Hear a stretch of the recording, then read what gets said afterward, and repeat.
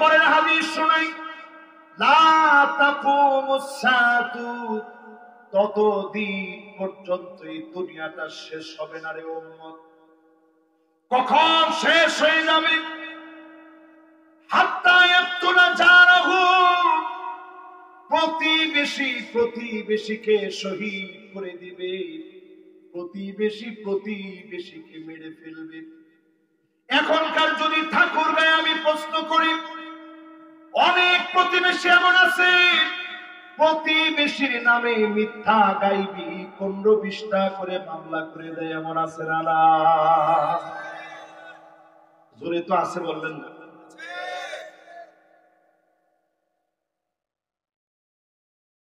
ঘরের ভিতরে ঘুমাইতে দেন, মামলা করে দিলেন প্রতিবেশীর নামে। ঘরের মধ্যে আসতে দেখে আপনি বলছেন, বেটা তো সাহস কত, এলাকায় আসিস না, আসলে কিন্তু খবর আছে। নিজের ঘরে ঘুমাইতে পারে না, মানুষকে অত্যাচার করে। আল্লাহ নবী বলেন এইরকম সময় আসবে, আখাহু, আপন মায়ের পেটের ভাইকে শহীদ করে দিবে। এমন কোন ভাই নাই, ভাই স্মৃতি নাই। আমারও একটা ছোট ভাই আছে, 5 বছর মিশরে পড়াশোনা করেছি। যেই দিন আমি দেশে ফিরে আসছি 5টা বছর পরে,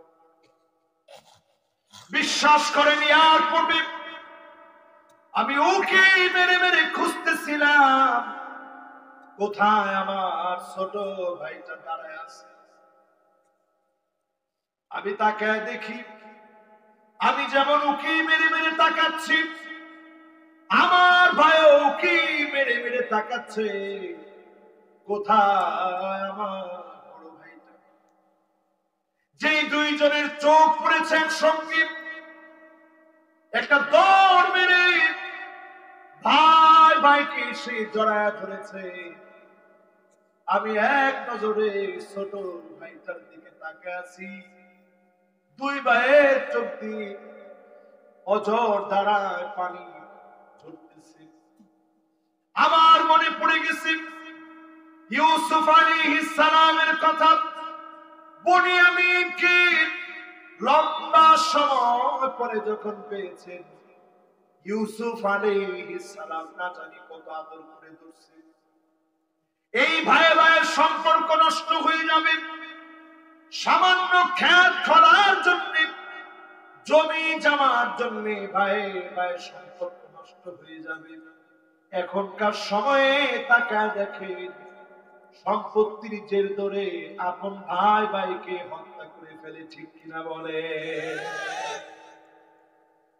এরপরে আল্লাহর নবী বলেন, আবাহু, বাপকে পর্যন্ত শহীদ করে ফেলবে।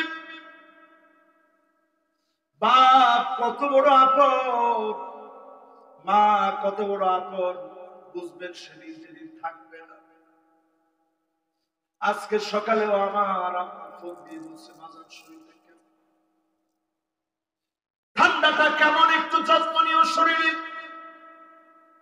বাপ ফোন দিয়ে খবর নেই, বাজান কেমন আছো। প্রায় রাতে মাহফিল করে বাসায় যখন ফিরি, ক্লান্ত শরীরে যখন ঘুমিয়ে পড়ি, ফজরের নামাজের সময় যখন হয়, জাগ্রত হয়ে আমি মায়ের দিকে একটু ছুটে যাই, বাপের রুমের দিকে ছুটে যাই, গিয়ে দেখি মা বাপ জাগ্রত হওয়ার সঙ্গে সঙ্গে আমার চেহারা দেখে খুশি হয়ে যায়। আমার চেহারার দিকে তাকায় বলে, বাজানের শরীরটা কেমন তোমার? সেই মা বাপ নিজে না খেয়ে খান, এই কনকনে শীতে মা কত কষ্ট করে নিজের কোমর পর্যন্ত দৌত করে তারপরে নামাজ পড়ে। সন্তানকে তারপরেও পেশাবের ভিতরে ঘুম পড়ে রাখে না, সন্তানের ঠান্ডা লেগে যাবে। যেই মা যেই বাবা এত মহব্বত করে, আল্লাহ নবী বলেছেন, কিয়ামতের আগে এমন মা বাপকে পর্যন্ত শহীদ করে দেওয়া হবে। এখনকার সময় এরকম হয় কিনা সবাই বলেন, আবার বলেন। এখনকার সময়ে এইরকম দৃশ্য প্রায় প্রায় আমাদের চোখে পড়ে।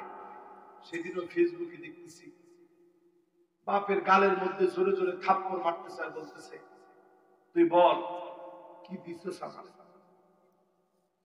বাপ বোবার মতো তাকায় আছে, বৃদ্ধ মানুষ ফেল ফেল করে তাকায় দেখতেছে আর চিন্তা করতেছে, আরে আমার ছেলের জন্য কত কষ্ট করছি, ছেলে আজকে কেমনে এই কথা বলে। এইরকম দৃশ্য প্রতিনিয়ত চোখে পড়বে কিয়ামতের আগে। আল্লাহ নবী সতর্ক করে গেলেন উম্মতদেরকে, যে লোক মা বাবার সঙ্গে বেয়াদবি করে কথা বলে, আপনি সব হতে পারেন, নবীর প্রকৃত উম্মত আপনি হতে পারেন নাই, ঠিক কিনা বলে। এরপরে আল্লাহর হাবিব বলেন, লা তাকুমুস সাআতু, ততদিন পর্যন্ত এই দুনিয়া শেষ হবে না রে উম্মত, হাত্তা তাউদ আরদুল আরব মুরুজান ওয়া আনহারা, আরবের ভিতরে বৃষ্টি শুরু হয়ে যাবে, পুরা আরবের ভিতরে বৃষ্টি শুরু হয়ে যাবে, আরবের ভিতরে সবুজ শ্যামল হয়ে যাবে। আজকে বেশি দূরে যাওয়া লাগবে না, সৌদি আরবের মক্কার দিকে তাকায় দেখেন, অনেকেই টেলিভিশনে এই নিউজগুলো অলরেডি দেখতেছেন। সৌদি আরবে মক্কায় আপনারা তাকায় দেখেন, সেখানে আপনারা দেখবেন ওই যে ক্লক টাওয়ার, এই ক্লক টাওয়ারের পাশেই সবুজ শ্যামল হয়ে গেছে। তার মানে বোঝা যাচ্ছে এই যে সবুজ শ্যামল হয়ে যাওয়া, এই আলামত গুলা ভয়াবহ আলামত। রাসূল বুঝিয়ে দিচ্ছেন, উম্মত এই আলামত আসলে আর বসে থাকার সময় নেই। রিয়াদের দিকে তাকায় দেখেন, নতুন করে মদের পারমিট দিয়েছে রিয়াদে। শুনতেছেন কথা? সবাই শুনতেছে? রিয়াদে মদের নতুন করে পারমিট দিয়েছে, কূটনীতিকরা মদ পান করতে পারবে, এই পারমিশন দিয়েছে রিয়াদে। একটা রক্ষণশীল সৌদি আরবে মদের পারমিশন দেওয়া, আপনি চিন্তা করতে পারেন। রাসূল একদিন ঘুম থেকে উঠে দুইটা আঙ্গুল এইভাবে করে দেখছেন, এইভাবে, সবাই দেখছেন, এইভাবে করে দুইটা আঙ্গুল একত্রে মিলায় রাসূল দেখায় বলছে, আহা ওয়াইলুন লিল আরব, ইয়াজুজ মাজুজের দেওয়ালের মধ্যে এরকম একটা ছিদ্র হয়ে গেছে, তারা পৃথিবীতে বের হয়ে আসবে। 1445 বছর আগে রাসূল বলে গেছে ছিদ্র এত বড় হয়ে গেছে, তাহলে এখন চিন্তা করেন ছিদ্র কত বড় হয়েছে। আল্লাহর হাবিব বললেন ধ্বংস হবে আরবের লোকেরা। উম্মে সালামা বললেন, নবীজি এত এত ভালো মানুষ থাকার পরে আমরা কি ধ্বংস হয়ে যাব? আল্লাহর নবী বললেন, হ্যাঁ তোমরাও ধ্বংস হবা। ইদা কাসুরাল খাবাস, খারাপি তোমাদের মধ্যে বেড়ে যাবে, অশ্লীলতা বেড়ে যাবে, পাপাচার বেড়ে যাবে, তখনই মালিক আরবদেরকে পাকড়াও করবে। সৌদি আরবে কিছু আইন ছিল কোরআনের পক্ষে, রক্ষণশীল সৌদিতে এই আইনগুলো একটা একটা করে ধাপে ধাপে ধাপে ধাপে সংস্কারের নাম করে, বিদেশি পর্যটকদেরকে টানার নাম করে একটা একটা একটা একটা করে উঠাই দিচ্ছে। বর্তমানে এখন কূটনীতিকরা মদ খাবে, এটার বৈধতা দেওয়ার জন্য বিদেশিরা আসবে, এটার বৈধতা দেওয়ার জন্য রিয়াদে মদের বার খুলেছে কাবার আকৃতিতে। সেখানে তারা আকৃতি দাঁড় করে পুরো সিটিকে তারা সাজাচ্ছে, নিয়ম সিটি নামে একটা সিটি তারা ঘোষণা করতেছে 2030-এর ভিশন হিসেবে। তারা নিজেরা বলছে এখানে থাকবে রোবট, এখানে থাকবে কৃত্রিম সব, চাঁদের সমস্ত এলিমেন্টস এখানে থাকবে, মানুষ যেন চাঁদের ফিল নিতে পারে, এখানে উড়ন্ত ট্যাক্সি থাকবে। এত উন্নত যখন হবে, তখনই মানুষ ধ্বংসের দিকে চলে যাবে। আজকে আকাশ প্রযুক্তির চরম এই উন্নতির উৎকর্ষ সাধনে সৌদি আরব আর কতটুকু উন্নত হয়েছে, জাপান কত উন্নত চিন্তা করেন। একদিনে ভূমিকম্প হয়েছে 155 বার। একটা ভূমিকম্প 7.5 মাত্রার রিক্টার স্কেলে 7.5 মাত্রার ভূমিকম্প ছিল, পুরা জাপানকে কাঁপায় দিয়েছে। আমার বাংলাদেশে এইরকম একটা ভূমিকম্প যদি আসে, শুধু ঢাকা সিটিতে 50,000 বিল্ডিং ভেঙে যাবে। ঠিক কিনা? এই মাহফিল থেকে একটু খেয়াল করেন আমার ভাইয়েরা, আরো ধ্বংস হবে, বৃষ্টিপাত শুরু হবে, সবুজ শ্যামল হয়ে যাবে। মানুষের ভিতরে গুনাহ যখন বেড়ে যাবে, ইদা কাফুরাল খাবাস, আল্লাহর হাবিব বলেন তখন আরো ধ্বংস হবে। আজকের দুনিয়াতে আরবের যে অবক্ষয় চলছে, এই অবক্ষয় থেকে আমাদের শিক্ষা নেওয়া লাগবে। বাঁচার জন্য একমাত্র যার দিকে ফিরে আসা লাগবে, তিনি কে? আমার ভাইরা ও আমার বন্ধুরা, এই মাহফিলে যারা আমরা বসছি, নবীজির সঙ্গে জান্নাতে থাকতে মাত্র 5টা কাজ করতে আমরা কি রাজি আছি ইনশাআল্লাহ? হাত উঠায় দেখান তো, রাজি আছেন ইনশাআল্লাহ? লিল্লাহে তাকবীর। মাশাআল্লাহ, 2 জন যুবক উঠতেছে। বাবারা তোমরা একটু বসো।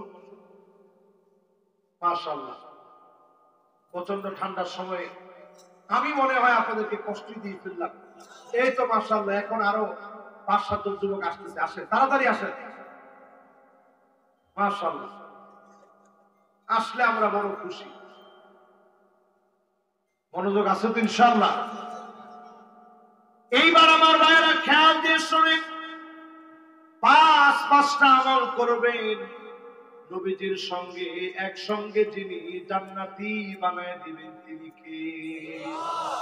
কয়টা আমল? আর জোরে জোর হলো না। একজন মুরব্বী এখন উঠতেছে। মুরব্বী, আমলটা নিয়ে যান, বসেন। এই শেষ, আর 10 মিনিট।